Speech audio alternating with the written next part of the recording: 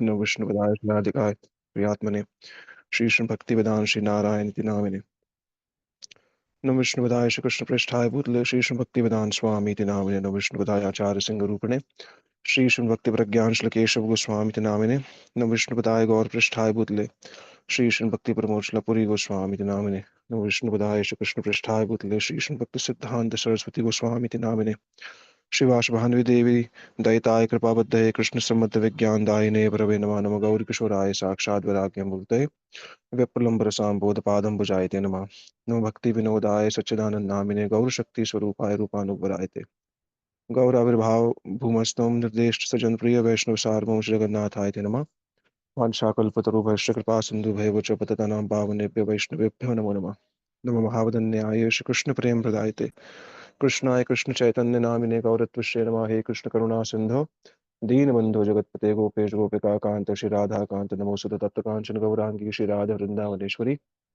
श्री वृषभान सुते देवी प्रणमामि हरिप्रिय जयताम सुरतपंगो मरमंद मत्रगति मत्सर्वस्व पदाम्भो श्री राधा मदन मोहनो दिव्य वृंदारण्य कल्पद्रुमाद श्रीमद रत्नागार सिंहासनस्थो श्री श्री राधा श्लगोविंद देव पृष्ठाली सेव्यमानो स्मरामि श्रीमन् रासरसारंभी वंशी वर्तदस्थित कर्षण वेणु सुंदर गोपिर गोपीनाथ श्रेष्ठनो श्री वृंदाय तुलसी देव्याय प्रियाय केशवस्य च कृष्ण भक्ति प्रद देवी सत्यवत्यै नमो नमः पंचतत्वात्मकं कृष्णं भक्तरूप स्वरूपकं भक्तावतारं भक्ताख्यं नमामि भक्षक्तकं जय श्री कृष्ण चैतन्य प्रभु नित्यानंद श्री अद्वैत गदाधर शिवासदि श्री गौर भक्तवृंद हरे कृष्ण कृष्ण कृष्ण हरे राम राम राम हरे हरे हरे कृष्ण कृष्ण हरे राम राम हरे कृष्ण कृष्ण हरे राम हरे हरे श्री गुरुदेव की जय श्री प्रभुपाद की जय नितिला श्री भक्ति वेदांत श्री वामन गोस्वामी महाराज की जय समस्वरूपान गुरुवर्ग की जय सपाश श्री प्रभुपाद की जय समस्वरूपान गुरुवर्ग की जय भूल मंगल कार्य नाम संकीर्तन की जय भक्त प्रवर श्री प्रहलाद महाराज की जय सर्वज्ञनाथ भगवान नृसिंह देव की जय जय श्री कृष्ण चैतन्य प्रभु नित्यानंद श्री अद्वैत गदाधर शिवासदि श्री गौर भक्तवृंद की जय श्री राधा गोविंद गोपीनाथ मदन मोहन जो की जय ग्रंथराज श्रीमद् भागवत महापुराण की जय श्री व्यास जी महाराज की जय पतित पावन श्री वृंदावन दास ठाकुर जी की जय श्री कृष्णदास कविराज गोस्वामी जो की जय श्री चैतन्य भागवत की जय श्री चैतन्य चरितामृत की जय अनंत कोटि वैष्णव वृंद की जय समागत गौर भक्त वृंद की जय सुनताय गौर प्रेमानंदे हरि हरि बोल हरि हरि बोल हरि हरि बोल प्रियं प्रावजंतम अनुपेतम अपेत कृत्यम द्वैपायन विरकातराजुहाव पुत्र तन्मेतया तरवोधनेरु तं सर्वभूतहृदयं मुनिमान् तस्मै नारायणं नमस्कृत्यं नरं चैव नरोत्तमं देवीं सरस्वती व्यासं ततो जयमुदीरये नष्टं प्रायेषु भद्रेषु नित्यं भागवत सेव्या भगवती उत्तम श्लोके भक्ति भवति नैष्ठिकी। हरे कृष्ण। हम लोग श्रीमद् भागवतम के प्रथम स्कंद के नवम श्लोक से आज आरंभ करके और जो इसका अंतिम श्लोक है 23वां, इसका जो है हम श्री विश्वनाथ चक्रवर्ती पाद के टीका अनुसार इसका कुछ कुछ अध्ययन करेंगे। थोड़ी सी क्लास आज शॉर्ट रखेंगे, एक दो जगह और बोलना है, मुझको और बोलना है, तो मतलब 45 मिनट्स के आसपास ही इसको करते हैं, देखते हैं कितना कवर कर पाते हैं। हमने अब सुना संबंध अभिधेय प्रयोजन प्रथम 3 श्लोकों में। फिर कृष्ण से कृष्ण पहले श्लोक में परम तत्व की परम सत्य की परिभाषा, दूसरे श्लोक में श्रीमद् भागवतम की महिमा, और तीसरे श्लोक के अंदर श्रीमद् भागवतम को श्रवण करने के लिए रसिकों को और जो भावुक है या जो भाव प्राप्त करना चाहते हैं सभी को निमंत्रण, इसी को ही संबंध विधेय और प्रयोजन कह दिया। चौथे से लेकर के 8वें श्लोक के अंदर, विशेष करके 6, 7, 8 में श्री सूत गोस्वामी जी के जो गुण है, ब्रूह स्निग्धस्य शिष्यस्य गुरुवो गुह्यम अप्युत, कि किस प्रकार से एक श्री गुरु अपने शरणागत शिष्य को, अपने स्निग्ध शिष्य को जो सेवा परायण है और सरल है, उसके निकट भागवत जी के समस्त रहस्यों का जो है उद्घाटन जो है कर देते हैं। सूत गोस्वामी जी के अन्य गुणों में बताया गया कि वो कौन है, च अनग है, आख्यातानि रितानि धर्मशास्त्राणि नान्युत। एक तो पाप से रहित है, पाप राशि उनको स्पर्श नहीं करती है, किंचित मात्र भी उनके हृदय में संसार की कोई वासना नहीं है, इन सब भौतिक वासनाओं से संपूर्ण रूप से मुक्त हैं श्री सूत गोस्वामी। दूसरा, आख्यातानि अधितानि धर्मशास्त्राणि नान्युत।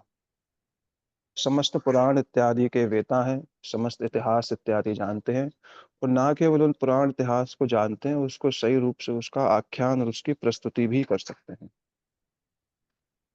ये सब गुणों का वर्णन किया गया। अब इस नवम श्लोक से लेकर के भागवत जी के 23वें श्लोक तक जो चर्चा है वो प्राय 6 प्रश्नों की है, जिसको मैंने पहले दिन ही संक्षेप में कहा था। आज उसको थोड़ा विस्तार से उन सब प्रश्नों को स्पर्श कर लेते हैं। कह रहे, तत्र तत्र अंजस आयुषाम भवता यत् इव निश्चितम पुंसामेकात्म श्रेयस तन्नः शंसितुम अर्हसि। पुंसाम एकात्म श्रेयस, पहले तो कह रहे हैं कि आपकी आयु जो है वो बहुत बड़ी है। हमें आप सरल रूप में बता दीजिए। पुंसाम एकात्म श्रेयस्न, कि पुंसा माने मनुष्यों के लिए सबसे उत्तम लक्ष्य जो है वह क्या है। मनुष्यों के लिए सबसे उत्तम लक्ष्य क्या है, कौन से सबसे उत्तम श्रेय की वस्तु को वो प्राप्त कर सकते हैं। अल्टीमेट गुड क्या है, सामान्य लोगों के लिए क्या है। सूत गोस्वामी जी तो ये विचार करें कि मैं तो इसको विस्तार से उत्तर दूंगा, पर उन्होंने उनको अगले श्लोक 10वें और 11वें श्लोक में ये बात भी कह दी कि आप तो इसका विस्तार से उत्तर देना चाहते हैं, पर मैं हम आपको संकेत में कह रहे हैं कि कलयुग में लोगों की आयु जो है वह बहुत कम है। इसलिए आप जो भी कहिएगा सार रूप में कहिएगा।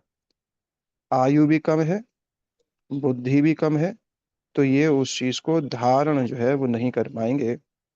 इसलिए पहले इस श्लोक के अंदर जब कहा कि पुंसाम एक आत्म श्रेयस्न, तो सूत गोस्वामी जी सोचे अरे मैं तो सब कुछ कहूंगा। तो बोले नहीं, हम शास्त्र का सार सुनना चाहते हैं।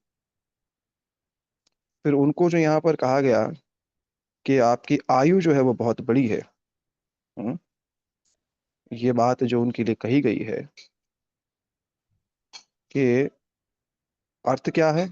बड़ी आयु है, इसका अर्थ है उन्होंने समस्त शास्त्रों को पढ़ा भी है, उस पर विचार भी किया है। आयुर्हर्ते व पुंसा बुद्ध नस्तन एव सो। तो आप एकांत, पुंसाम एकांत न, वो बताइए, या शुरू से बताइए जो आपने अपनी इस दीर्घ आयु में जिस शास्त्र को पढ़ करके उसके निष्कर्ष को प्राप्त किया है, उस पर विचार किया है। मनुष्यों के लिए सबसे उत्तम लक्ष्य क्या हो सकता है, क्योंकि आपने तो समस्त शास्त्रों पर दृष्टिपात किया है, आपने समस्त शास्त्रों को पढ़ा है, तो उसके आधार पर आप हम बताइए, और इस तरीके से बताइए कि वो जल्दी से समझ में आ जाए। श्रेय मीन्स, पुंसा में का श्रेय शब्द का अर्थ है कि जिससे उत्तम कुछ नहीं है, जिससे उत्तम और कुछ नहीं है, उसके बराबर और उसके निम्न बात नहीं, उससे उसके उत्तम कुछ उससे बड़ा कुछ नहीं है, और साथ ही साथ उसके बराबर कुछ नहीं है, उसको श्रेय कहते हैं। और ऐसा जो कि अन्य और किसी वस्तु में निहित नहीं। मानो जो आप बताने जा रहे हैं, एक तो वो सबसे श्रेष्ठ हो, सबसे बड़ा हो, उसके बराबर कुछ ना हो, और साथ ही साथ और किसी वस्तु में भी और किसी लक्ष्य में भी वो पूर्ण रूप से ना हो, क्योंकि जब धर्म अर्थ काम मोक्ष को देखा जाएगा तो प्रेम, जो जो पंचम पुरुषार्थ जो प्रेम है, वो सदा ही क्या होगा, सर्वश्रेष्ठ स्थिति भी होगा। तो धर्म अर्थ काम मोक्ष की तुलना में जो ये जो पंचम पुरुषार्थ प्रेम है, इसी की ही आप जो है चर्चा करिए, यही ही संकेत में कह रहे हैं। इसी को स्वर्ग इत्यादि मुक्ति इत्यादि की बात मत करिएगा, क्योंकि प्रेम क्या है, प्रेम भगवान को भी वशीभूत कर देता है। भागवत जी में इस बात को एकादश स्कंद में भी कहा गया कि प्रणेर अश्नया धृतंग्रि पद्म स भक्त भागवत प्रधान उक्तः। भागवत जी कहते हैं, विसृज्य न यस्य हृदय साक्षात हरि विवशादि अपि अभो अघोग अपि अघनाश प्रणेरश्नयाधृतङ्घ्रिपद्म सवे भागवत प्रधान सभक्त भागवत प्रधान उक्तः। भागवत प्रधान कौन है, जो सर्वश्रेष्ठ भक्त कौन होते हैं? उत्तम भक्तों के 10-12 परिभाषाएं दी हैं श्री कवि हरि अंतरिक्ष प्रबुद्ध पिपलायन आविर्होत्र द्रुमद चमस गर्भाजन, जो नव योगेंद्र उन्होंने वैसे कवि ने ये परिभाषाएं दी हैं कि जिसके हृदय में, कि जिस भगवान का केवल विवशता से ही नाम मात्र उच्चारण करने से समस्त पाप राशि भस्मीभूत हो जाती है, ऐसे भगवान प्रेम रूपी रस्सी से प्रणय रसनाधृतंग्रि पद्म, प्रणय रूपी रस्सी से, प्रणय रूपी रज्जों से ऐसे भक्त लोग भगवान को अपने हृदय में बांधे रखते हैं। भगवान एक क्षण के लिए भी उस हृदय को छोड़ के नहीं जाते हैं। इस प्रकार के भक्तों को महाभागवत कहा गया है। तो ये प्रेम जो है वो भगवान को ही वशीभूत कर देता है। तो प्रेम तत्व के विषय में ही आप जो है वह बताइए, ऐसा कहते पुंसाम एकांतन श्रेय। ठीक है, अब प्रश्न जैसे पहले भी उठ सकता है, तो फिर इसके लिए तो समय भी चाहिए, समय सीमा नहीं होनी चाहिए। और सुत गोस्वामी जी कह सकते हैं कि मेरे आयु इतनी बड़ी है, तो इस दीर्घायु में तो मैंने बहुत कुछ देखा है, इस दीर्घायु में तो मैंने बहुत कुछ अध्ययन किया है। अब दीर्घायु के अध्ययन को कहने के लिए जो है दीर्घ काल की भी आवश्यकता होगी। दीर्घायु को कहने के लिए जिस प्रकार से दीर्घ काल की भी आवश्यकता है, तो फिर तो समय सीमा नहीं होनी चाहिए। उसके लिए ही दशम श्लोक में कह दिया, बड़ा महत्वपूर्ण श्लोक है, प्राय भक्त लोगों को पता ही है। प्रायेण अल्पायेषु सभ्य कलो अस्मिन् युगे जना मंदः सुमंदमतयो मंदभाग्य ही उपद्रुत। अब क्रम समझ रहे हैं क्यों ये यहाँ पर श्लोक कहा गया? इसलिए कहा गया क्योंकि इतना विस्तृत प्रश्न पूछा था, और उस एक प्रश्न का इतना विस्तृत उत्तर है कि अगर सूत गोस्वामी जी, जो कि सब पुराणों के इतिहासानि च अनघ आख्यातानि अधीत्यानि धर्मशास्त्राणि नान्युत, जो समस्त शास्त्रों को जानते हैं, वह अगर इसका उत्तर देने जाएंगे तो क्या होगा, समय सीमा तो होगी नहीं। इसलिए पहले ही उनको कह दिया क्या, प्रायेण अल्पायुष। प्राय क्या है, अल्प आयु है। मनुष्यों की कलिकाल में आयु बड़ी अल्प है।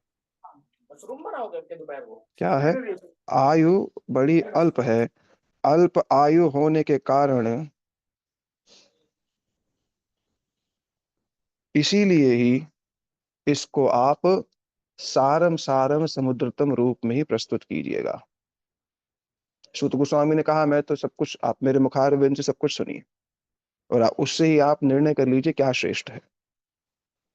तब ऋषियों ने कहा, शौनकादिक ऋषियों ने कहा, नहीं, आप आपको तो पता है कि कि आप तो अत्यंत सम्माननीय साधु हैं। आपको तो पता है कि समय और काल के हिसाब से ही बात कहनी चाहिए। आपको तो पता है कलयुग आ गया तो कलयुग के हिसाब से बात करिए। कलयुग के कलयुग की जो ये जो भूमिका कली की है, इस कली में कौन-कौन से दोष हैं, कौन-कौन से व्यवधान हैं, उनके आधार पर कहिए। कैसे है कलयुग में पहली चीज़ कही प्रायेण अल्पायु, जो प्राय माने सामान्यतः अल्प आयु है। अगर बड़ी आयु हो भी जाए किसी की, दूसरा क्या है मंद कलो अस्मिन् युगे ना मंद, मंद माने बहुत आलसी। विशेष करके आध्यात्मिक विषयों की चर्चा में तो कलिकाल का जीव नितांत आलसी है। वो भगवान और भगवान के विषय की चर्चा, मैं कौन हूँ, मैं कहाँ से आया, इस विषय में बाकी सब चीज़ों में कली उसका आलस कुछ नहीं है। एक स्थान से दूसरे स्थान पर भाग सकता है, धन के लिए यहाँ से वहाँ जा सकता है, नाना प्रकार के आडंबर कर सकता है, उसके लिए उसके पास ऊर्जा की कोई कमी नहीं है। पर भगवान और भगवान से संबंधित वार्ताओं के लिए, उसके लिए वो अत्यंत आलसी है, ना समय है उसके पास, ना ही उसकी कोई रुचि। क्यों? यही ही कली का लक्षण है। तो पहले कह दिया एक तो आयु क्या है? मंद है। दूसरा, इन सब विषयों के प्रति उसकी कोई रुचि भी नहीं है और बड़ा आलसी है। अभी संसार की बात की जाए तो बड़ा धन वैभव लगा करके ना जाने क्या-क्या करेगा। तो भगवत भक्ति से संबंधित बात की जाए तो बस उससे होता नहीं। दूसरा क्या बता दिया? मंद, मंद माने इन चीज़ों को लेकर वैसे मंद नहीं है, वैसे बड़ा बुद्धिमान है वैसे, पर भगवान और भगवान से संबंधित चर्चाओं, वार्ताओं के लिए बड़ा मंद है। अच्छा मान लिया जाए कि कोई व्यक्ति आलसी नहीं है, तो फिर क्या है फिर वो? बुद्धि नहीं है। फिर सुमंद बुद्धि नहीं है फिर तो। मान लिया जाए कि कोई बुद्धिमान भी हो, तो क्या है? मंद भाग्य है, भाग्य नहीं है उसका। क्यों? क्योंकि उसको वैसा संग ही नहीं है। ये एक-एक अब शब्द देख रहे हैं, श्लोक प्राय कितनी बार पढ़ा होगा, पर इसका अर्थ कैसे बता रहे हैं कि वो भक्तों का संग उसको प्राप्त नहीं है, जिससे कि वो यह सीख सके कि उसके जीवन का वास्तविक लक्ष्य क्या है। तो मंद है, प्राय पहले तो अल्प आयु है, फिर मंद है, फिर सुमंद है, फिर मंद भाग्य है, हैं? और मान लिया जाए किसी को भक्तों का संग भी मिल जाए, वो कैसा है? हुपद्रुत, हुपद्रुत माने हमेशा ही विचलित है, स्थिर नहीं है, स्थिरमति नहीं है उसकी, विचलित स्वभाव है उसका, स्थिर स्वभाव नहीं। ये कली के लक्षण सारे बता दिए। कभी शरीर से रोग हो रहा है, कभी दूसरी चीज़ें आ रही हैं, साधुओं से सुनने का समय ही नहीं है उसके पास। ये हो ही जा रहा है, आज ये हो गया तो इसलिए नहीं सुन पाए, आज ये हो गया इसलिए नहीं जा पाए, आज ऐसा हो गया, वैसा हो गया। ये कलयुग के लक्षण, अब इसमें ये सारे लक्षण प्रत्यक्ष वर्तमान समय में विद्यमान है। इसमें कोई ये नहीं कह सकता ये तो अतिशयोक्ति है या कुछ गलत ही प्रस्तुति कर दी है, कलयुग की सभी लक्षण विद्यमान है। क्या? भाग्य नहीं, पहले तो या तो आयु क्या अल्प रही, उसके बाद आध्यात्मिक विषयों के प्रति, विशेष करके शुद्ध भक्तों की हरि कथा के प्रति उसकी उसकी बुद्धि मंद है, वो तो वहाँ उसको इच्छा ही नहीं करती। मतलब कि साधुओं की सन्निकट अवस्था में रहने पर भी जागतिक चर्चाओं का अंबार लगा रहता है। ये भी अपने आप में बहुत बड़ी दुविधा है। क्यों? बिना शास्त्र अध्ययन किए, स्वाध्याय किए, कभी भी कोई आध्यात्मिक चर्चा में निरंतर लिप्त नहीं रह सकता। शास्त्र अध्ययन है, स्वाध्याय है और श्रवण है, यही ही जो है एक व्यक्ति के मुख पर निरंतर ही भगवत संबंधी वार्ताओं का एक मूल कारण बन जाता है। अगर स्वाध्याय शास्त्र अध्ययन नहीं है और वो शास्त्र अध्ययन भी अनुगत्य में नहीं है और या फिर किसी ऐसे व्यक्ति के प्रति निष्ठ हो करके उसकी कथा का नित्य श्रवण नहीं है, तो वार्ता का विषय क्या होगा? संसार ही होगा, क्योंकि जिह्वा कुछ ना कुछ तो बोलेगी बोलेगी, संभव पर नहीं है। और हमारे तो आचार्य इतना कुछ लिख गए हैं कि जब मैं ग्रंथों की ओर कभी कभार देखता हूँ तो 100 जीवन मिल जाने पर भी हमारे आचार्यों की लेखनी का पार नहीं पाया जा सकता। उसके बाद भी अगर हमारे पास इस बात गुरुजी कहा करते थे, गुरुजी की तिथि है ना, गुरुजी कहते थे, इतना सब कुछ देने के बाद भी ना जाने वो बातें जिनका कोई मूल्य नहीं है, उन बातों को करने का अवसर कहाँ मिल जाता है। गुरुजी के वाक्य है। इतना सब कुछ आचार्यों ने दिया, उसके बाद भी हमें अन्य बात करने का अवसर कहाँ से मिल जाता है? यही इसीलिए ही प्रत्येक भक्त को विशेष करके स्वाध्याय कुछ ना कुछ अवश्य करना चाहिए और साथ ही साथ श्रवण अवश्य करना चाहिए। ये स्वाध्याय और श्रवण ही क्या है? हमारे भक्ति में वृद्धि का मूल कारण है। फिर इसी स्वाध्याय जिससे जैसे स्वाध्याय कर रहे हैं, श्रवण कर रहे हैं, फिर उसी की ही सेवा भी करनी चाहिए, क्योंकि बिना सेवा के भी नहीं, केवल स्वाध्याय श्रवण करने से भी नहीं होगा, फिर उसकी सेवा भी करनी चाहिए। सेवा है, स्वाध्याय है, श्रवण है, फिर उसका सिमरन इत्यादि, उसका स्मरण इत्यादि भी करना होगा। ये पूरी पद्धति है कि क्या सेवा करें या सिर्फ सुने, नहीं, दोनों ही करना पड़ेगा। क्या नाम करें या केवल सुने, नहीं, दोनों ही करना पड़ेगा। दोनों ही आवश्यक है, दोनों एक दूसरे के पूरक हैं।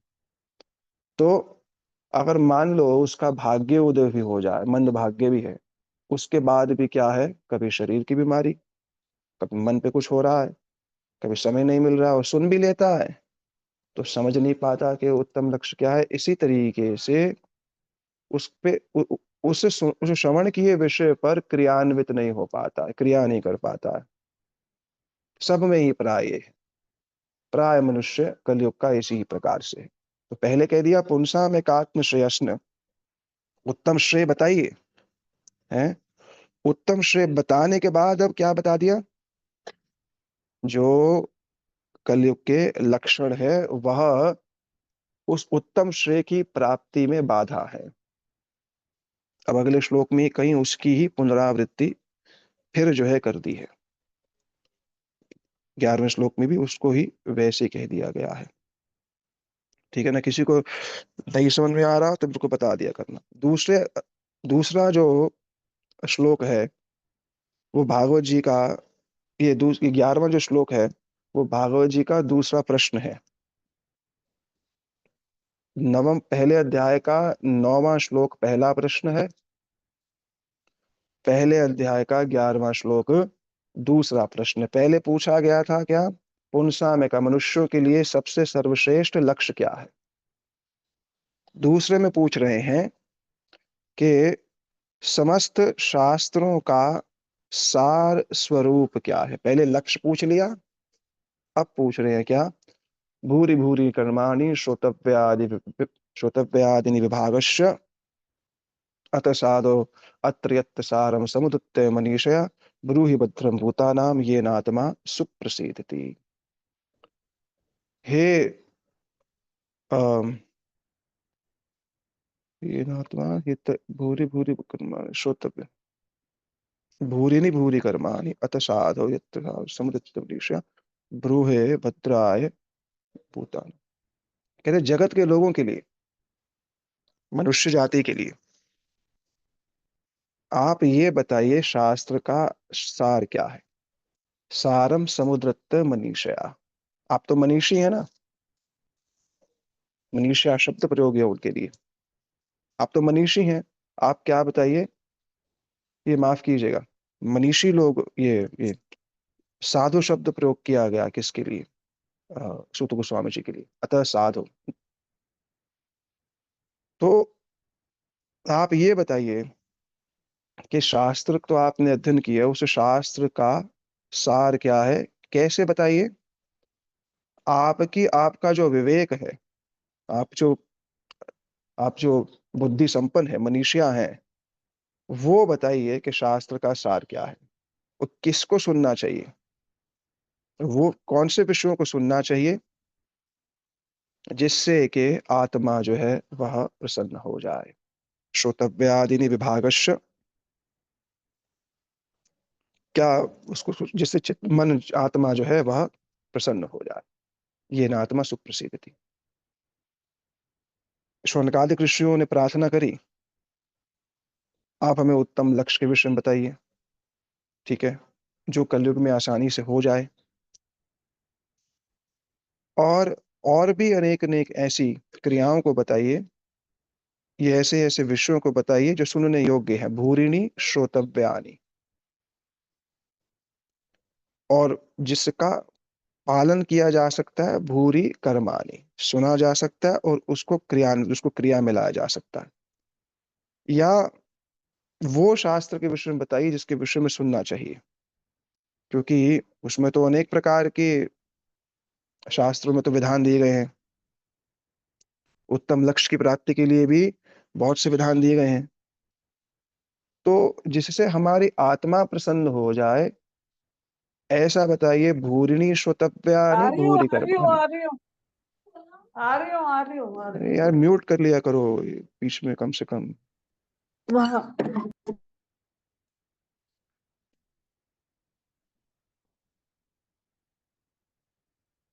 भूरिणी श्रोतव्यानि भूरि कर्माणि, ठीक है, वो बताइए। ऐसा विषय बताइए जिसको सुनने से, और वो बताइए जिसको करने से आत्मा जो है प्रसन्न हो जाए। ये दूसरा प्रश्न यहाँ पर कह दिया, ठीक है। अब तीसरा प्रश्न बता रहे हैं। तीसरा प्रश्न उन्होंने बताया है, 12वां श्लोक जो है वह तीसरा प्रश्न है। समझ में आ रही है सारी बात? 6 प्रश्न के जो बता रहा था, है ना। पहला हो गया नवम, दूसरा हो गया 11, तीसरा हो गया अब जो 12वां जो श्लोक है पहले अध्याय का, वो तीसरा प्रश्न है भागवत जी का। इसमें क्या कह रहे हैं देखो, कि सूत जानासि भद्रम ते भगवान सात्वताम पतिम देवक्याम वासुदेवस्य जात यस्य चिकीर्षया। हे सूत गोस्वामी, जानाति भद्रम, आपका मंगल, आप पर भूरी भूरी आशीर्वाद दे रहे हैं। वक्ता श्रोता को कह रहा है, भूरी भूरी आशीर्वाद दे रहे हैं। आप तो जानते हैं कि किस कारण से भगवान आए। जो वासुदेवस्य, जो देवकी जी के गर्भ से आए हैं, देवकी जी के यहाँ प्रकट हुए हैं। किस देवक्याम वासुदेवस्य, क्यों वो यादव रूप में आए हैं, इसका हमें बताइए। देवक्या माने वासुदेवस्य, श्री वसुदेव जी की पत्नी देवकी जी के यहाँ पर वासुदेव के रूप में क्यों आए। ये तीसरा प्रश्न है कि बोले आपका मंगल हो मंगल हो। तो कह रहे हैं, ये उत्साह के कारण बोल दिया मंगल हो आपका। यहाँ पर सात्वत शब्द जो कहा गया है वह विष्णु के लिए कहा गया है, क्योंकि वही ही सब प्रकार के सत माने भक्तों को धारण करते हैं। ये शब्द हो गया सात्वत शब्द का अर्थ। श्री विष्णु को भजन करने वाले जो है वो सात्वत कहलाते हैं, ऐसा यहाँ पर वर्णन किया गया। अब सात्वत शब्द के दो अर्थ दिए कि जो भगवान की सेवा करके उनको अपने हृदय में धारण कर लेते हैं, एक तो वो सात्वत, और सात्वतम पति का अर्थ बताया गया जो भक्तों के प्रभु स्वरूप है। दोनों ही अर्थ दिए गए। आप तो जानते हैं किस कारण से भगवान आए, क्यों यदुवंश में उन्होंने जन्म लिया, यदुवंश में क्यों वो जो है प्रकट हुए देवकी जी के गर्भ से। अपने मंगलमय लीलाओं का विस्तार करने के लिए। भागवत जी के अंदर भी इस एकादश स्कंद में इस बात को कहा गया। स्वमूर्तया लोकलावण्य निर्मुक्तय लोचनम नृणाम गीवीस्ताम स्मरताम चित्तम पादेक्ता निक्षत क्रिया आच्छिन्न कीर्ति सुश्लोका वितत्तया हि अंजसानुकौ तमोऽनन्या तरिष्यन्ति इति आगत स्वम पदमीश्वर। कि भगवान जगत में अपनी लीलाओं का विस्तार इसलिए करते हैं कि तमो अनन्या तरिष्यन्ति, के भविष्य में लोग जो है उनके विषय में सुन करके उनके प्रति आकर्षित होकर के अंजसान को बहुत ही सरलता से इस भव सागर को जो है पार कर जाए। तो भगवान क्यों आए? अपने लीलाओं का विस्तार करने के लिए। पृथ्वी का बाहरण करना गौण हो गया। पृथ्वी का बाहरण करना गौण हो गया है। ठीक है, ये बात यहां पर कर दी। अब 3 प्रश्न तो पूछ लिए। अब जो 13वां श्लोक है उसमें सुनने की आतुरता बता रहे हैं कि ऐसा ना हो कि हम इतने सारे प्रश्न तो पूछ लिए हमने, पर ये प्रश्न पूछा जा सकता है कि आप कितना सुन पाएंगे, हैं? इसलिए कह रहे हैं कि आप हमें बताइए, क्योंकि हम सुनना चाहते हैं। अगले श्लोक में कह रहे हैं यस्य अवतार भूतानाम क्षेमाय च भवाय च। भगवान तो अपने प्राकट्य को करते हैं, अपने यहाँ जगत में प्रकट होते हैं सभी जीवों के क्षेम के लिए, माने उनके मंगल के लिए ही भगवान जो है यहाँ पर प्रकट जो होते हैं। हम बड़े अपने आप को सफल अनुभव कर रहे हैं, अत्यंत प्रसन्न अनुभव कर रहे हैं। क्यों? क्योंकि हम इन विषय में सुन रहे हैं। तो इसलिए यहाँ पर कहीं उन्होंने अपने जो उत्साह है श्रवण को उसको जो है प्रकट कर दिया, अपने उत्साह को जो है वह प्रकट कर दिया कि भगवान यहाँ पर सभी जीवों के मंगल के लिए क्षेम के लिए आते हैं। ये 13वें श्लोक में कह दिया। फिर 14, 15, 16 के तीनों श्लोक जो हैं वह कहीं एक ही साथ देखने पड़ेंगे। इसमें नाम की महिमा है, भक्तों की महिमा। 14वें श्लोक में नाम की महिमा है, 15वें श्लोक में भक्तों की महिमा है, और 16वें श्लोक में ये कहा गया है कि कौन होगा ऐसा जो कलयुग में इन भगवत महिमा को, कौन ऐसा होगा कलिकाल में जो भगवान की महिमा को नहीं सुनेगा, माने सभी सुनेंगे। तो तीनों श्लोकों को एक ही साथ लिया जाएगा। मैं इसको करके बस हम अपने अध्याय के अंत की ओर ही जा रहे हैं। इसकी थोड़ी टीका थोड़ी सी बड़ी है, उसको मैं संक्षेप में कह देता हूँ। कह रहे हैं बड़ा महत्वपूर्ण श्लोक भी है, नाम से संबंधित बड़ा मुख्य श्लोक है ये। आपन्न संसति घोरा यन्नाम विवशो गृणन् ततो सद्य विमुच्येत यद बिभेति स्वयं भयम्। यद बिभेति स्वयं भयम्। कह रहे आपन्न संस्कृति घोराम यन्नाम विवशो गृणन्। संस्कृति घोरा माने ये जगत जो है अत्यंत अत्यंत घोर है। फिर कोई व्यक्ति अगर विवश होकर के भी, फिर कोई व्यक्ति अगर विवश होकर के भी अगर भगवान का नाम लेता है, यन्नाम विवशो गृणन् ततो सद्य विमुच्येत। सद्य माने उसी ही क्षण वह मुक्त हो जाता है। उदाहरण अजामिल का। केवल भगवान का एक नाम लेने पर क्या होता है? यद बिभेति स्वयं भयम, भय की निवृत्ति हो जाती है। क्यों? क्योंकि भगवत नाम और भगवान अभिन्न है। वह जो महाकाल भी हैं, वह भी जो है जो समस्त सृष्टि का नाश करते हैं, भगवान का नाम लेने से उनसे भी सब प्रकार से भय की मुक्ति हो जाती है। फिर यम की और मृत्यु की बात क्या की जाए। फिर यम के सेवकों की क्या बात की जाए। भागवत जी में भी इस बात को कहा गया, जिह्वा न वक्ति गुण नाम देहम, चेतो नो स्मरति तद चरणारविंद, कृष्णो न नमति शिरएकादपि, तानानयेधम असत विष्णु कृत्यान। कि भक्तों को जो है ना यम पाश स्वप्ने अपि, यम का पाश जो है वह स्वप्न में भी नहीं देखना पड़ता भक्तों को। एक नाम की बात कही गई है, आपन्न संसृति घोरा यन्नाम विवशे गृणन, सत्यो विमुच्येत तद यद विभेति ततः सत्य विमुच्येत यद विभेति स्वयं भयम। और जिससे स्वयं भय भी भयभीत होता है, उसका एक नाम लेने से क्या होता है, सब प्रकार की घोर संस्कृति, घोर संसार के भय से निवृत्ति जो हो जाती है। अब भक्त जो हैं, जो भगवान के, अब ये दूसरे श्लोक का वर्णन कर रहे हैं।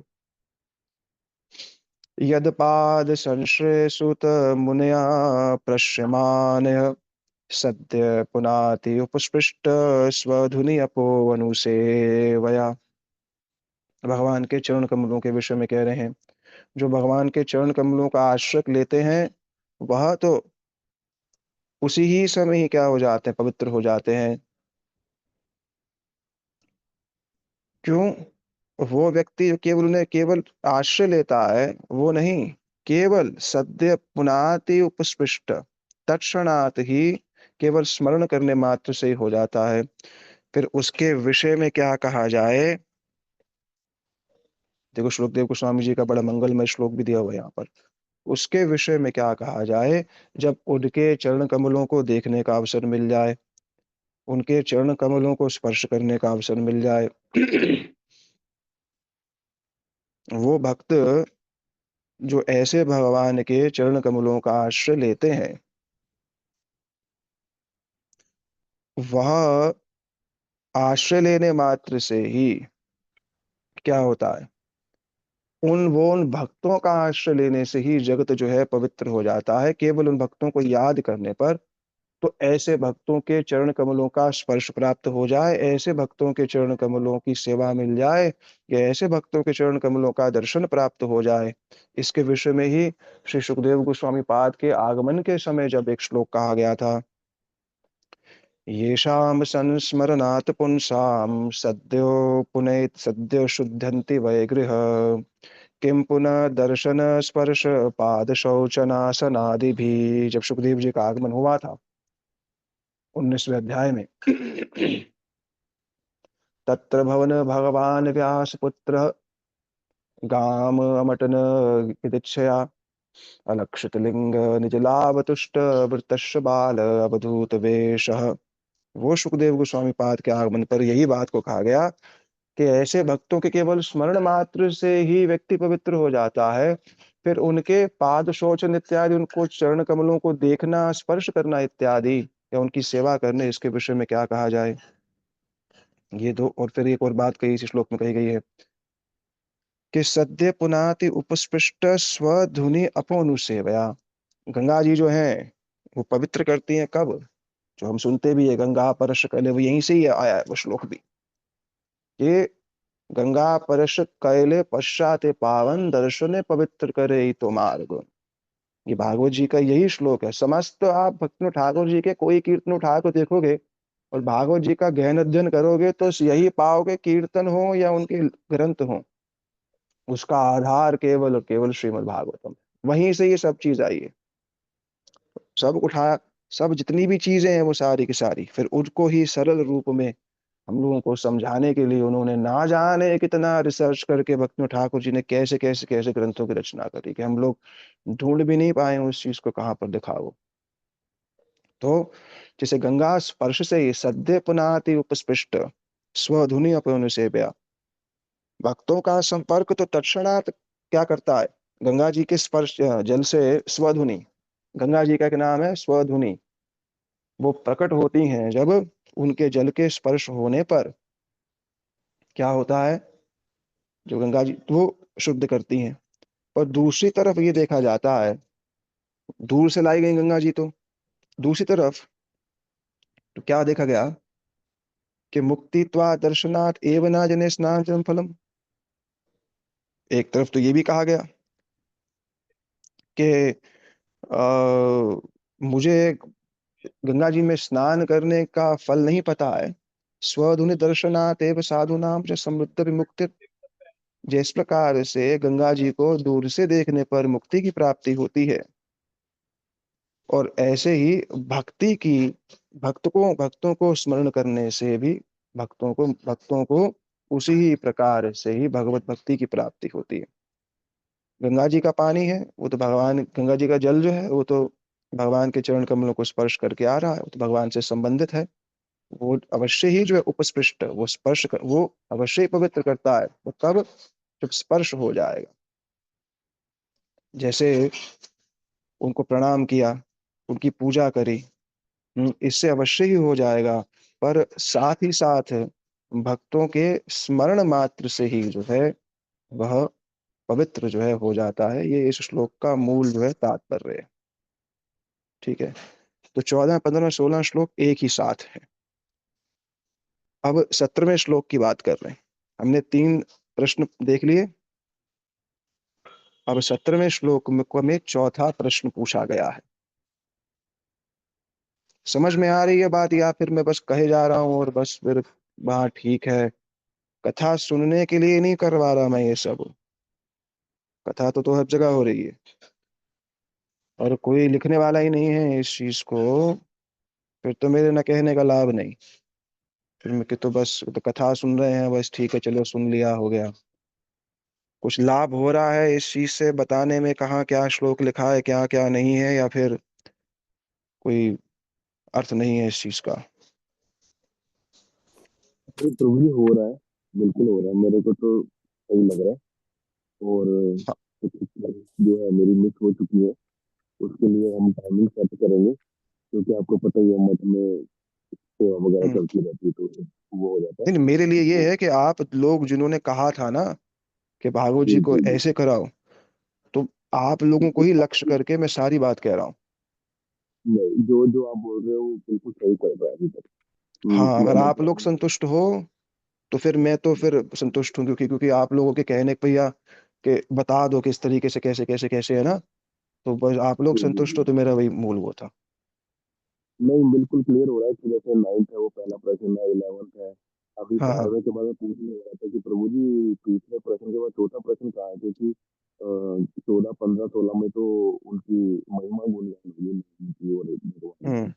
तो चौथा प्रश्न जो है वो कब आ रहा है, तो आपने बोल ही दिया, मैं तो थोड़ी देर बाद हम्म। पूछूंगा। ठीक है। दूसरा ठीक है। 14वें श्लोक में जो पर बोल रहे हैं कि देवकी के गर्भ से भगवान ने जन्म लिया, तो यहाँ पर हम्म। अगर हमको संस्कृत व्यक्ति बोलेगा कि भाई तुम्हारे तब भी बोल रहे हैं ये पहले आपकी आवाज दूर से क्यों आती है? मैंने ब्लूटूथ लगाया ना इसलिए। हाँ, वो तो आवाज कम आती है बहुत ज्यादा, उससे आ रही है पर ठीक है चलो। हाँ अब आ रही है। हाँ ठीक है। मैं ये बोल रहा हूँ कि वो यहाँ पर लिखा हुआ है कि देवकी के गर्भ से हम्म। पुरुषोत्तम ने जन्म लिया, तो फिर संसारिक व्यक्ति अगर हमसे पूछे कि तुम्हारे पहले हम्म। ही अध्याय में प्रश्न यहाँ पर बोल रहे हैं वो मुनि वगैरह, तो हम्म। गोकुल में नंद से यहाँ पे जन्म कैसे हुआ? अब हाँ, यहाँ वो पे आपकी बात सही है कि देवक्या जी वासुदेवस्य जातो यस्य चिकीर्षया, अगर कोई कहेगा तो देवकी के यहाँ से हुआ।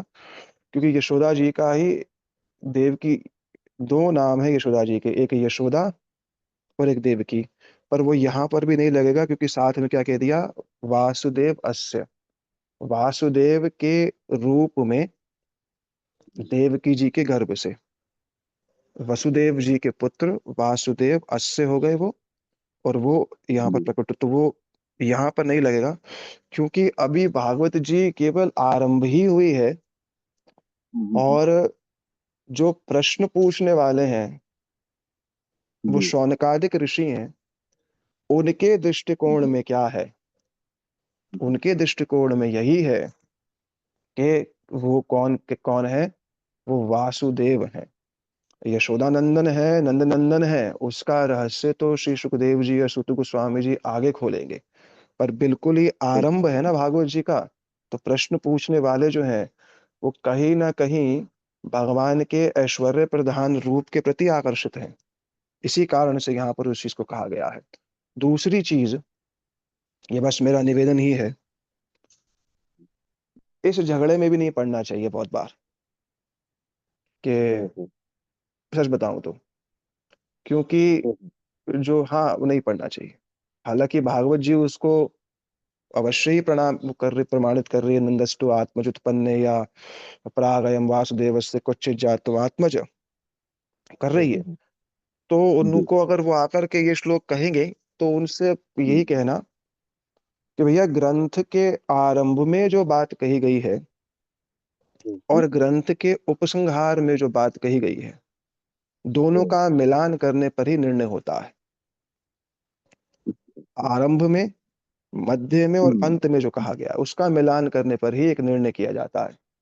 तो आरंभ में अगर वो उत्तर नहीं है जो उन्होंने पूछा ना, वो प्रश्न है, वो उत्तर तो नहीं है।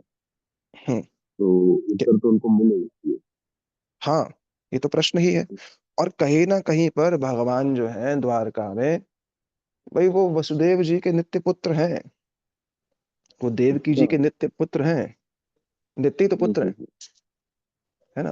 अब देवकी जी, वसुदेव जी श्री भगवान के द्वारका में नित्य माता पिता, तो उसमें तो कोई संदेह नहीं है कि वो वहाँ है ही नहीं।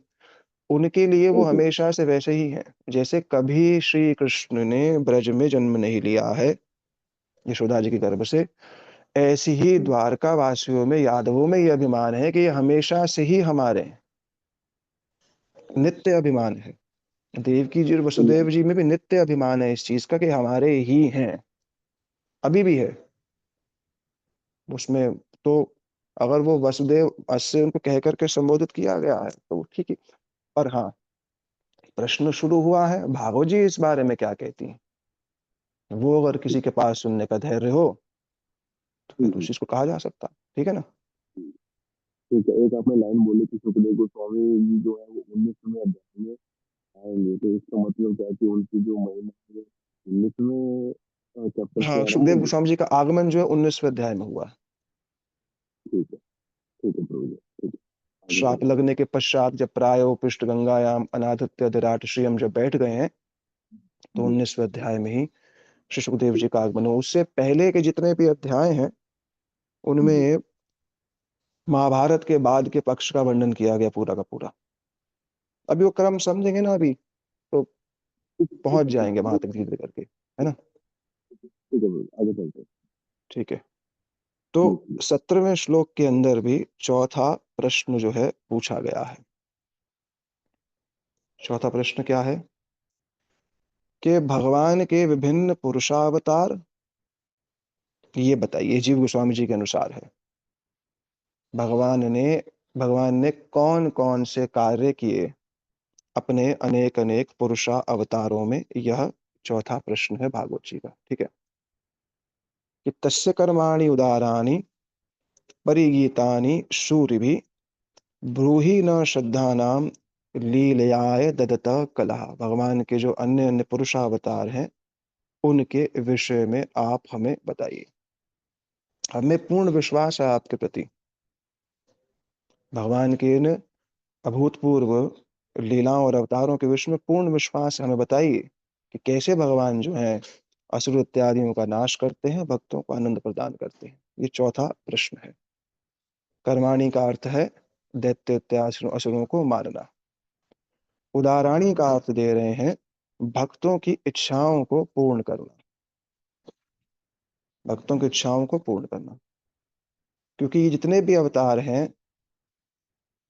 कि ये सारे के सारे अवतार कृष्ण में उस समय उपस्थित ही रहते हैं। इसका अर्थ ही क्या है कि कृष्ण ही अवतारी हैं, समस्त अवतार उनमें रहते हैं।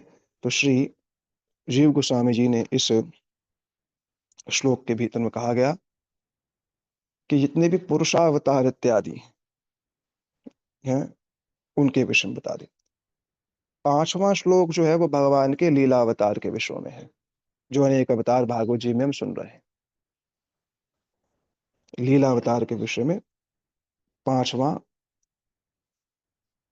इस तरीके से पढ़ा रहा हूँ, थोड़े दिन में सभी भागवत बोलना शुरू कर देंगे, है ना, तुम्हारी जरूरत नहीं पड़ेगी हमारी। आख्यातानि हरे धीमान अवतार कथा शुभ लीला विदत स्वैरम ईश्वरस्य आत्म माया। कि भगवान जो है वह, भगवान के उन अवतारों के विषय में बताइए जो स्वयं ईश्वर से आत्म माया, जो उन्होंने अपने से ही प्रकट की है। अपनी योग माया शक्ति के माध्यम से प्रकट करके जो भगवान ने लीलाएं करी हैं। ये 17वां श्लोक हो गया पुरुषावतार के विषय में। 19वां श्लोक हो गया, 18वां श्लोक हो गया लीला अवतार के विषय में। तो हमने 5 प्रश्न देख लिए, ठीक है। अब प्रश्न फिर आ सकता है कि भाई इतनी बड़ी वो कर रहे हैं, इतनी सारी बात पूछ रहे हैं, तो ऐसा तो नहीं है कि कहीं उत्तर देने जाएंगे तो फिर ऐसा तो नहीं कि उत्तर देने जाएंगे तो बोलेंगे नहीं नहीं इतना विस्तार से हम नहीं सुन सकते, है ना। उसके लिए बड़ा मंगलमय श्लोक कह दिया कि कैसे भगवान की कथा जो है वह हर क्षण नवीन होती है। वयम यूना वितृपयाम उत्तम श्लोक विक्रमे यत शृण्वताम रसज्ञानाम स्वादु स्वादु पदे पदे। तो वयम, वयम माने हम, वयम, तू ना निश्चित, तू माने निश्चित ही, न वितृपयाम हम तृप्त नहीं हो रहे। उत्तम श्लोक विक्रम है, भगवान का एक नाम है उत्तम श्लोक। जिनका यश जो है सर्वत्र व्याप्त है। क्यों? यत शृण्वताम रस ज्ञाना, जिनके विषय में श्रवण करते समय क्या होता है, उनकी कथा जो है और अत्यंत मधुर होती जाती है। स्वादु स्वादु पदे पदे, हर पद पर हर क्षण में जो भी जो रसिक हैं उनको ये तो शृण्वताम रस ज्ञानाम, जो रस जानने वाले हैं उनको भगवान की कथा कैसी है, और अत्यंत हर क्षण में रसमय जो है वह प्रतीत जो है होती है। ठीक है, कितनी मिनट रह गए मेरे पास? ठीक है। उत्तम श्लोक का अर्थ दिया गया वो भगवान जिनका यश और उनके गुण जो है वो सर्वश्रेष्ठ हैं, या फिर श्रेष्ठ व्यक्तियों द्वारा जिनकी वंदना की जाती है। हम पूर्ण रूप से संतुष्ट नहीं हैं उन भगवान के विषय में सुनते सुनते, और क्योंकि हम समझ रहे हैं कि ये पर्याप्त भी नहीं है। माने हम तृप्त तो हैं, जो भी आ, हमने ये जो इतना भी यज्ञ इत्यादि किया है उसका फल क्या मिल गया है कि आप हमारे सामने आ गए हैं, इसलिए हम भगवान के विषय में और सुनना चाहते हैं। और दूसरा अर्थ क्या है, दूसरे हो गए होंगे भगवान की कथा को सुन सुन के तृप्त, हम नहीं हुए हैं अब तक। यही तू शब्द माने कहा गया, हम नहीं हुए हैं। कैसे पता चलता है कि किसी के कोई व्यक्ति तृप्त हो गया है? या तो वो भोजन जब प्राप्त कर लेता है तो उसका पेट भर जाता है, तृप्त हो गया है। या फिर जैसे भोजन प्राप्त किया उससे उससे तृप्त हो गया, या फिर उसको रस ही नहीं आया है, भी उसको पता ही नहीं है, या फिर विषय के प्रति उसका कोई आकर्षण ही नहीं है। या तो आकर्षण नहीं है तभी कह रहे हैं हाँ हाँ ठीक है हो गया, या फिर प्राप्त तो किया पर रस नहीं आया, या फिर संपूर्ण मात्रा में प्राप्त हो गया। ये 3 ही कारण हो सकते हैं। इसलिए यहाँ पर जो बताया गया है, यहाँ पर पूर्ण मात्रा में श्रोताओं को जो विषय वस्तु प्राप्त हो रही है, अभी तो कथा आरंभ नहीं हुई है, प्रश्न ही इतने तृप्त कर रहे हैं उनको। प्रश्नों को कहने में ही इतनी तृप्ति है, उत्तर के विषय में क्या कहा जाए। क्योंकि अब वो लीलाएं समक्ष तो आंख के सामने नहीं हो रही, दर्शनी तो नहीं हो रही वो लीलाएं, शब्द रूप में ही है। उसमें तो शब्द ही जो है वह, क्योंकि शब्द की तन्मात्रा क्या है, ये आकाश की तन्मात्रा है शब्द, ये आकाश में शब्द प्रकट होता है। आकाश की तन मात्रा आगे आएगा तृतीय स्कंद में। देखो कम से कम 5 साल दो भागवत जी सुनने के लिए, अगर इस तरीके से सुननी है तो 5 साल में हो सकता है, अगर सब कुछ ठीक रहा तब इस बात को कह पाएंगे, उससे पहले नहीं कह सकते। उससे पहले तो फिर वैसे ही सुन सकते जैसे हम लोग सुनते हैं। 5 साल देने के बाद वो भी रोज हो, भाई मेरे को कठिन लग रहा है फिर भी 5 साल भी, पर हाँ हो सकता है कुछ ना कुछ हो जाए। तो तन्मात्रा है, आकाश का जो अ, तन्मात्रा है वो क्या है? शब्द है। और श्रोतेंद्रिय के माध्यम से शब्द सुनाई देता है। तो वायु ही तो शब्द को वहन करती है। मुख से वायु, भाई वायु का स्पंदन जो हो रहा है, वो वायु का जो स्पंदन हो रहा है वही तो शब्द प्रकट कर रही है। तो लीला नेत्रों के समक्ष तो नहीं है, पर शब्द रूप में है। तो कह रहे हैं कि शब्द रूप में सुनने पर ही हम इतने तृप्त हो रहे हैं। तो वो तृप्त नहीं हो सकता है जो रसज्ञ नहीं है। और साधु लोग जो हैं वो तो रसज्ञ हैं, ये तो शृण्वताम रस ज्ञानाम, पर फिर भी तृप्त नहीं हो रहे हैं। जैसे कोई गन्ने को, गन्ने का रस सारा निकाल ले, कुछ ना बचा उसके अंदर, तो उसको चूसो कुछ नहीं मिलेगा, उसको वो फिर आस्वादनीय नहीं होगा। पर भगवान की जो कथा है वो कैसी है? ऐसी नहीं है बस एक बार सुन लिया तो खत्म। स्वादु स्वादु पदे पदे। जो ऋषिगण हैं, शौनकादिक ऋषि हैं, उन्होंने इस रस के प्रति अपने जो जो आस्वादन है वो कर पा रहे हैं, पर आस्वादन करने पर भी वह अतृप्त है। यही इस श्लोक का अर्थ बताया गया है। ठीक है, तो ये 19 श्लोक हो गए, 23 श्लोक है पहले अध्याय में। फिर 20, 21, 22, 23 4 रह गए। ठीक है, यहाँ पर अब अ, जब पूछा गया था ना कि हम भगवान के विषय में सुनना चाहते हैं, भगवान की लीलाओं को सुनना चाहते हैं, ये पूरा एक 12वें से लेकर के 20 तक इस चीज को बता दिया गया है ना। कृतवान किल कर्माणि सह रामेण केशव आख्यातानि अतिमर्त्यानि चरित्राणि भगवान गूढ़ कपट मानुष। हाँ, कि भगवान के लीलाओं के विषय में श्लोक में बताया गया है। कृष्ण कौन है? मनुष्य की भांति, क्योंकि वो ब्रह्म है पर द्विभुज है। गिरिराज जी को उठाना, क्योंकि मानुषिक कार्य तो नहीं है, मनुष्य रूप में है, और अन्यों के लिए तो वो कार्य संभव नहीं हो सकता। इसलिए कह दिया अति मर्त्यानि चरित्रानि, भगवान अति मर्त्य चरित्र वाले हैं। जैसे साधु जन अति मर्त्य चरित्र के हैं, पर साथ ही साथ कैसे हैं? गूढ़ हैं। गूढ़ माने छिपे हुए हैं। मानुषी प्रतीत होते हैं, मानुषी है नहीं। मानुषम लोकम आसाद्य तज्जाति निरुंधत। कालिय दमन लीला के द्वितीय श्लोक में कहा गया, ब्रह्मन ब्रह्मन भगवन, हम्म, मानुषम लोकम आसाद्य भूमन ब्रह्मन भगवन सुछंद वर्तिन गोपाल उदार चरितम क तृप्यत अमृतम जुषन। वहां पर भी इसी बात को ही कहा गया। कौन तृप्त होगा? भागवत में अनेक स्थान पर ये बात कही गई। तो भगवान कैसे हैं? अति मर्त्य हैं और छिपे हुए हैं, गूढ़ हैं, गूढ़ कपट मानुष। जरासंध इत्यादि को उनको पहचान नहीं पाते।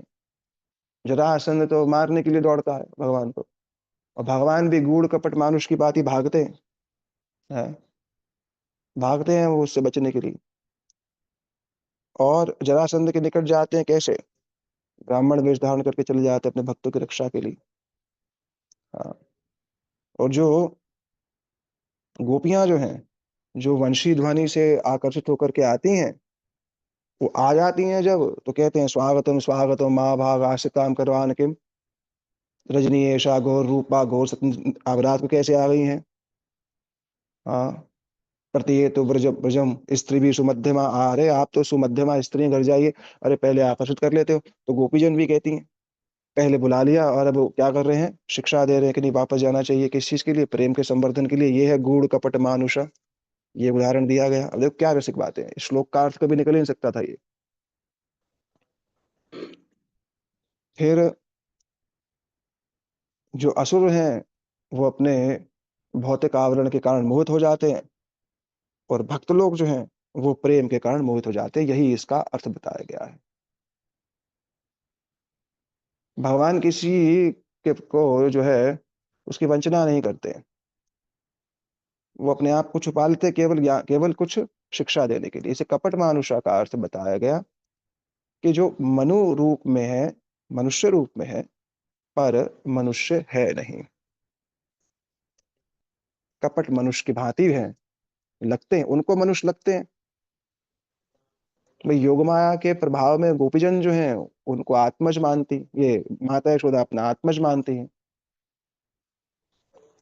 तमेव परमात्मानम जार बुद्ध्यापि संगता, गोपीजन उनके प्रति जार बुद्धि रखती है, माने अपने प्रेतम बुद्धि रखती है। ये योग माया का ही तो प्रभाव है। और मनुष्य लोग उनको मनुष्य माने बैठे हैं। मायाश्रित दारकेन साकं मृज्युः कृतपुण्य पुंजा।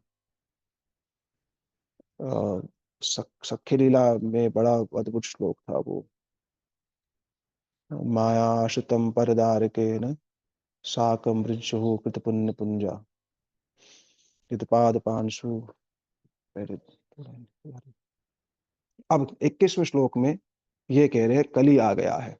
कलिमागतम आज्ञाय क्षेत्र वैष्णवे वयम आसीन दीर्घ सत्रेण कथा। अब 5 प्रश्न पूछ लिए, अब कह रहे हैं कलयुग आ चुका है, तो इसलिए हमने तो ये अवसर देखा, कल ही आ गया है, तो उत्तम अवसर है। इसमें तो कहीं भ्रमण करने की आवश्यकता नहीं, इसलिए हम यहाँ बैठ गए हैं। आसीन दीर्घ सत्रेण, इस नैमिषारण्य में हम लोग बैठ गए हैं। कैसे बैठे हैं? हम बैठे तो थे यज्ञ के लिए, पर आगमन किसका हो गया?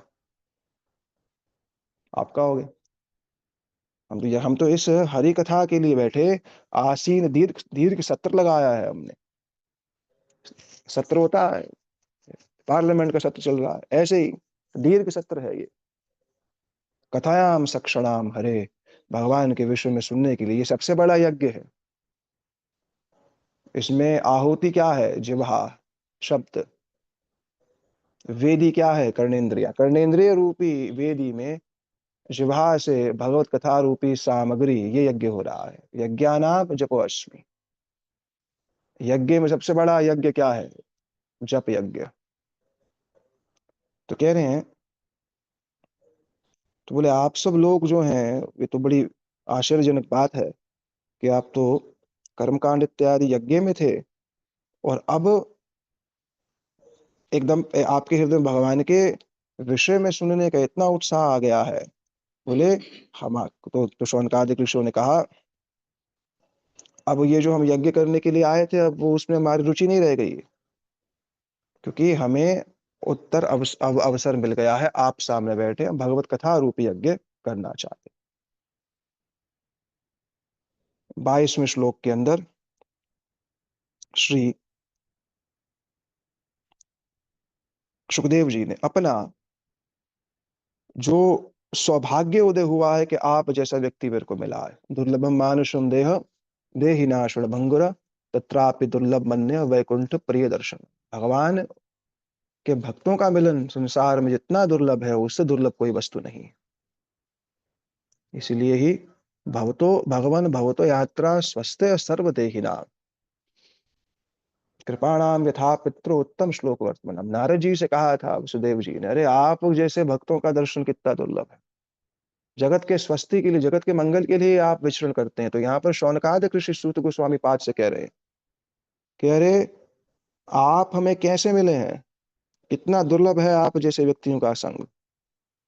कह रहे हैं, त्वम ना संदर्शितो धात्रा दुस्तरम निस्तीर्षताम कली सत्व हरम पुंसाम कर्णधारम विवर्णम। ये कली समस्त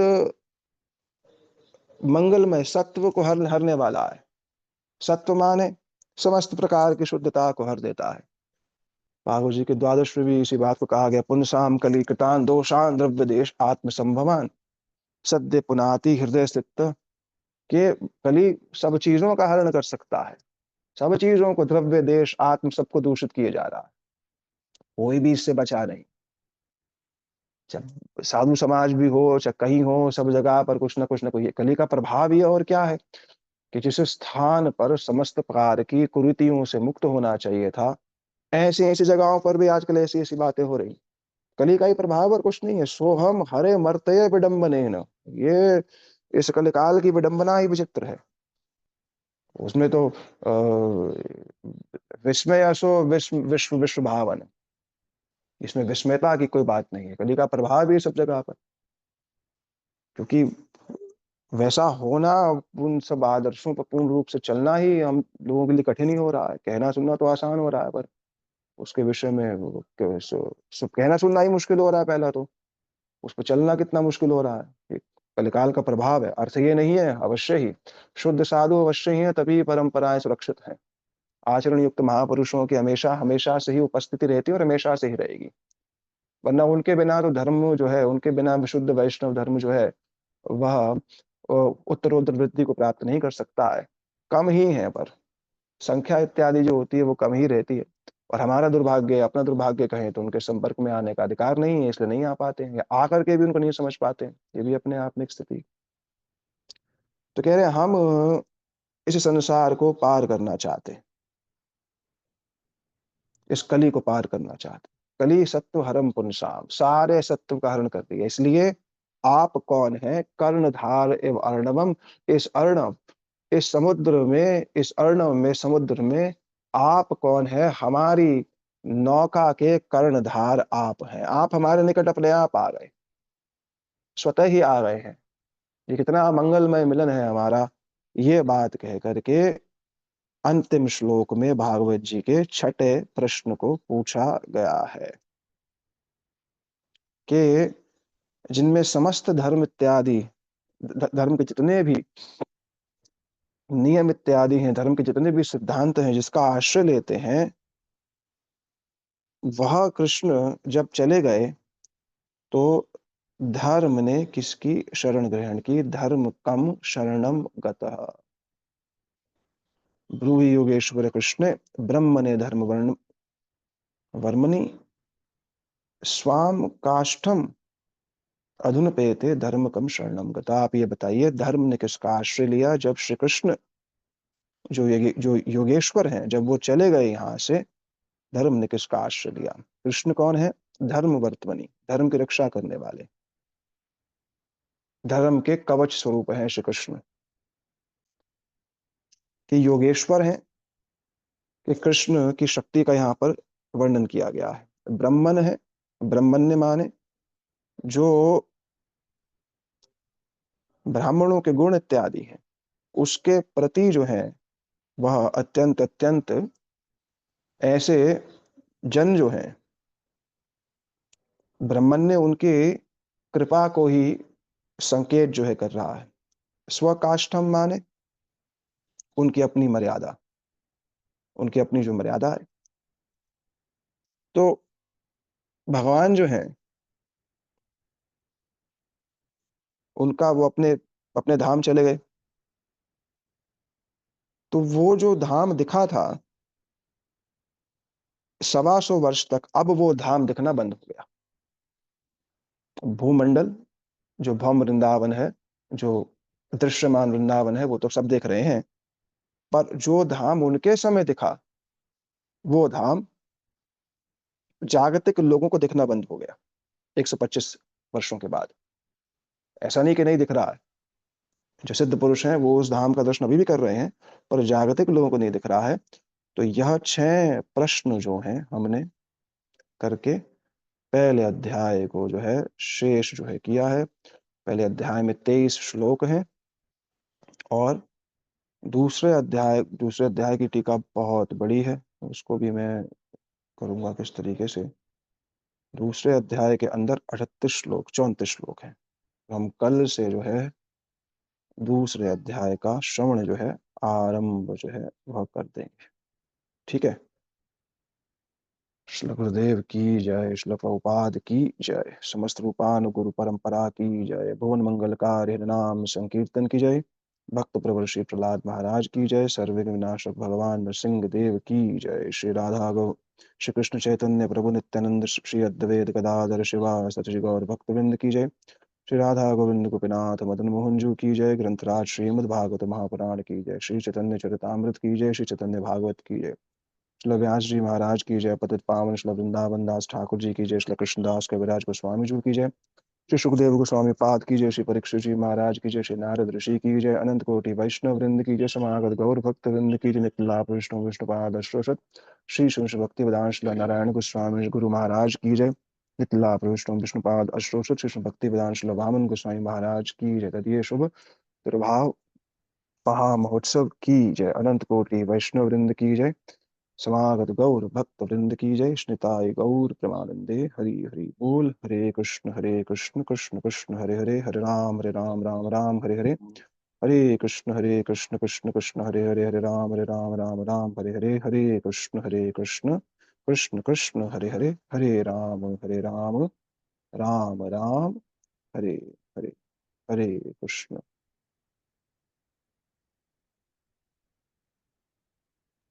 ठीक है। हरे कृष्ण सब प्रभु जी, दंडवत प्रणाम। हरे कृष्ण बाबा सभी जी, को दंडवत प्रणाम। हरे सभी कृष्ण प्रभु जी, दंडवत। सबको दंडवत। हरे कृष्णा। हरे हरे कृष्ण। कृष्णा। दंडवत प्रणाम प्रभु जी। धन्यवाद जी, धन्यवाद। प्रभु जी, मेरा पहला श्लोक रह गया है, इसकी रिकॉर्डिंग्स मिल सकती हैं क्या? हाँ माता, एक दो दिन रुक जाओ, ये तिथि बीत जाए फिर भेजता हूँ। जी जी ठीक है तो प्रभु जी। ये जो आपने बोला दंडवत कि प्रणाम। ये मेरे ठीक। भागवतम रूपी ये जो यज्ञ है इसमें जीवा आहुति है, तो वे भी क्या थी कौन सा? कि जो ये नैमिषारण्य में जो उन्होंने श्रवण किया है भागवतम का, तो यही सबसे बड़ा यज्ञ है। तो इस यज्ञ में जो जीवा है वो आहुति स्वरूप है, और देवी क्या है? कर्ण जो है वेदी है। कर्ण देवी। जिह्वा जो है, हाँ जो शब्द है वो आहुति है। और जिह्वा जो है उपकरण है जिसके माध्यम से वेदी में सामग्री डाली जा रही है। देवी करण है और दीवा क्या है? जिह्वा उपकरण है, मानो चम्मच लगा लो, उपकरण है जिसके माध्यम से शब्द रूपी सामग्री को जिह्वा रूपी उपकरण पे रख करके कर्ण रूपी वेदी में डाल करके अंतःकरण की शुद्धि की जा रही है। ठीक है। शब्द आहुति हो गए। हम्म, हाँ शब्द शब्द आहुति है। हाँ हाँ, शब्द आहुति। ठीक ठीक ठीक है ना। ठीक है भाई। हाँ जी, चलो, ठीक है। हरे कृष्ण। धन्यवाद। हरे कृष्ण।